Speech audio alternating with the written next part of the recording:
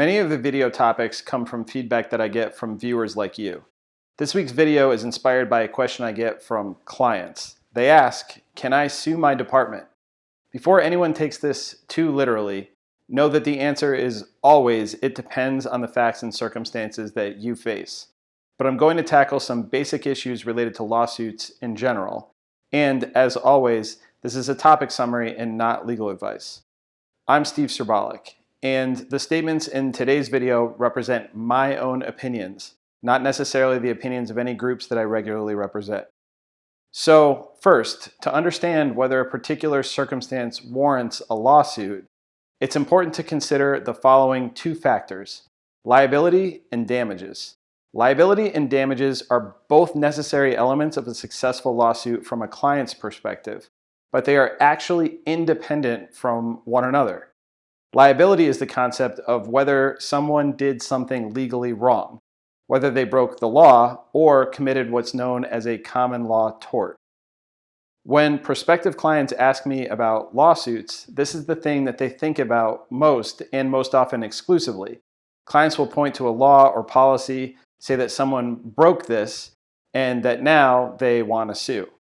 Which brings me to the second independent factor: damages. The concept of damages involves the provable financial damage that someone suffered as a result of a civil wrong. For example, if someone loses a hand in a car accident, there are provable damages, since the loss of a hand is a big deal. On the other hand, employment damages are far harder to deal with. Generally speaking, people may only be entitled to a base salary. So if someone has received their salary while under investigation, for example, they may not have major damages. And proving emotional distress or pain and suffering without a physical injury is often difficult and sometimes not allowed, depending on the circumstances of the possible lawsuit. Now, the next factor to consider in any lawsuit is the time and stress that lawsuits cause. They can go on for years. There is an invasive discovery process that's often involved. Personal life factors may need to be discussed, including tax returns, relationship issues, counseling records, and much more.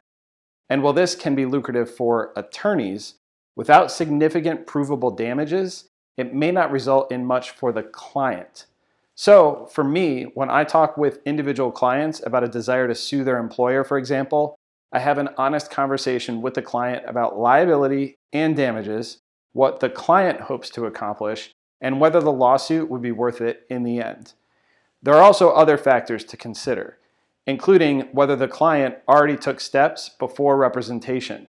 For example, even if an employer was wrong, if the employee voluntarily resigned, lawsuits rarely make sense. Now, with all of that said, there are times when lawsuits do make sense. In particular, organizations that I've represented have filed lawsuits because they believe the rights of their members have been violated. Organizations have different priorities than individuals and are kind of beyond the scope of what I wanted to discuss in this video. If you individually are thinking about a lawsuit, there are times when it may make sense, but there are many other times where the costs in time and money may not be in your best interest.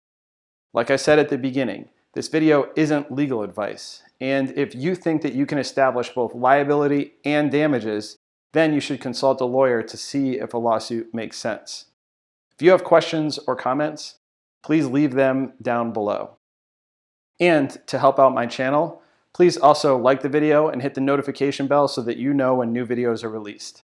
Videos are posted every Sunday at 5:30 p.m. Arizona time. I'm Steve Serbalik. Thanks for watching and stay safe out there.